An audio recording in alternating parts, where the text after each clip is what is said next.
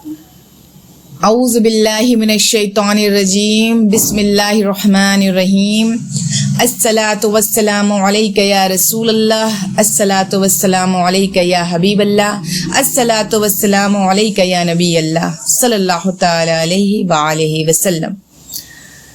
اللہ کی رحمت کا ایک خوبصورت واقعہ حضرت موسیٰ علیہ السلام کے زمانے میں ایک بار قحط آیا، یعنی سوکھا پڑا۔ آپ اپنے تمام صحابہ کے ساتھ اللہ کی بارگاہ میں ہاتھ اٹھا کر بارش کے لیے دعا کرتے ہیں۔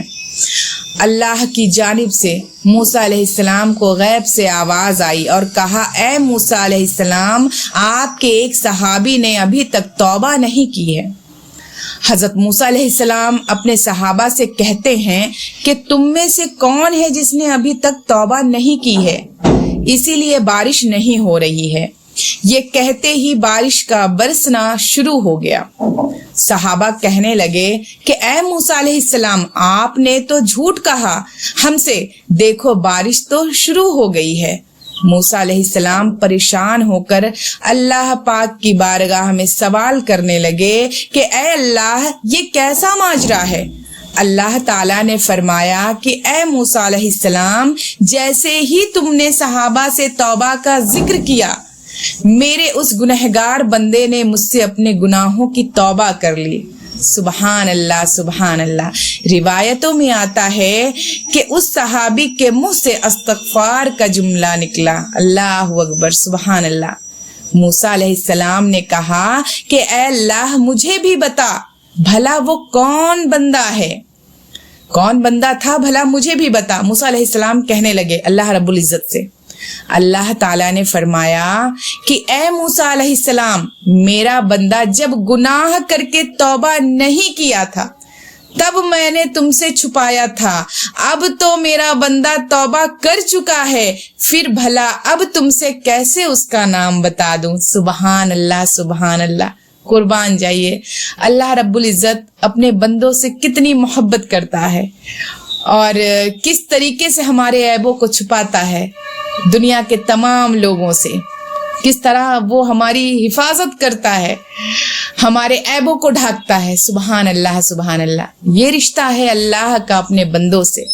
میرے عزیزو، اللہ رب العزت ہمارے گناہوں کو پوشیدہ رکھنے پر قادر ہے۔ سبحان اللہ، بے شک، اور صرف پوشیدہ ہی نہیں بلکہ ہمارے گناہوں کو معاف کرنے پر بھی قادر ہے۔ ذرا شدت کی خالص اس کی بارگاہ میں ہاتھ پھیلا کر تو دیکھو، ذرا شدت سے خالص ہو کر اس کی بارگاہ میں ہاتھ پھیلا کر تو دیکھو۔ بہرحال اس واقعے میں نصیحت ہے ان تمام حضرات کے لیے جو اللہ سے مایوس ہو کر اللہ کے بارگاہ میں سر جھکانے کے بجائے فلاح اور فلاح کے در پر سر جھکاتے ہیں، اپنے گناہوں کے قصے انہیں سنا کر انہیں اپنے گناہوں پر گواہ اور حجت بتاتے ہیں۔ اللہ رحم کرے، نہ جانے کس حد تک ہم اپنے رب سے مایوس ہوتے ہیں، جبکہ وہ تو ہماری توبہ کا انتظار میں رہتا ہے۔ لہٰذا میرے عزیزو، ہمیں چاہیے کہ اللہ تعالیٰ سے اپنا رشتہ مضبوط کر لیں اور ہر حال میں اللہ ہی سے سوال کریں، جیسا کہ ہمارے پیارے نبی کریم صلی اللہ علیہ وسلم نے ہماری زندگی اپنی امت کو تعلیم دی ہے۔ بے شک، سبحان اللہ، سبحان اللہ۔ انشاءاللہ العزیز اللہ تعالی ہمیں کہنے سننے سے زیادہ عمل کرنے کی توفیق عطا فرما دے۔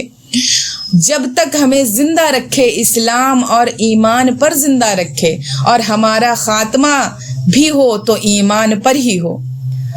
وآخر دعوانا الحمدللہ رب العالمین۔